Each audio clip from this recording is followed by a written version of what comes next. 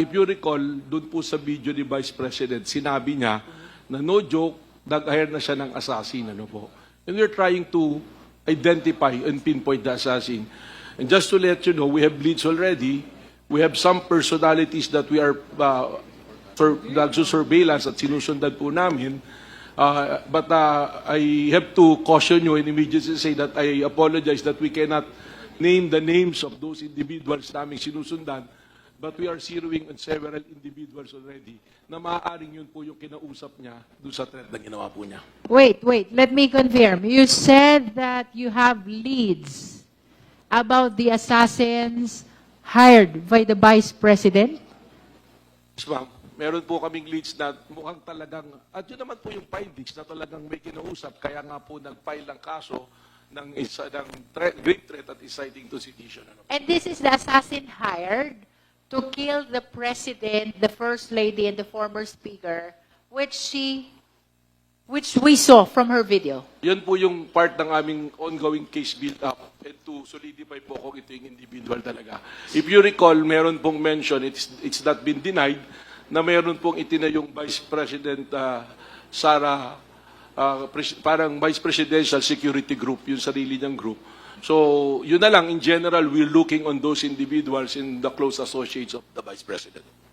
Can you expound on the Vice President Security Group? What is the significance of this to your ongoing investigation? Well, meron po kasing mga na-identify dyan na still in the military service. And marami rin po dyan yung no longer in the military service. Ano po.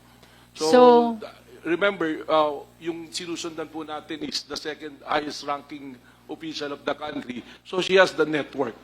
So kaya po kailangan nating sundang maigi at i-surveillance po yung mga nakakausap at mga kinausap po. Is it correct to say that the subject matter of your follow-up investigation is the statement of the Vice President that he has hired an assassin?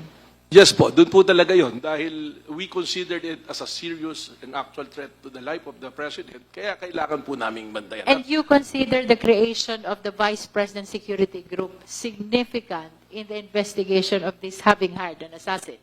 Para sa amin po, yes, because it is very unusual to a Vice President. If you will look at the history of other Vice Presidents, hindi po gano'ng karami yung security group na nakabantay po sa kanila. When you say hindi po ganito karami, can you give us an idea how many security does the Vice President have in comparison with those who serve as Vice President? I'm not sure what is the number, but during the time of Vice President Lenny, I think it's not even more than 30. Pero dito po, hundreds po yung security na tinayo po nila. You are saying that during the time of Mayor Lenny, Vice President Lenny, around 30.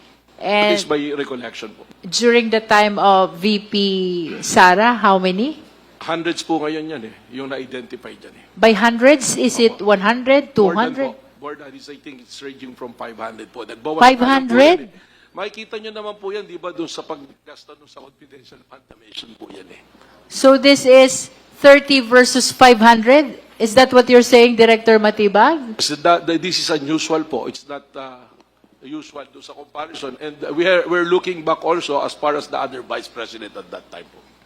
Sa mismong statement ng Vice President, yung nakita nating video kanina, sinabi naman niya no, na sa security ko kasi may kinausap na ako na tao.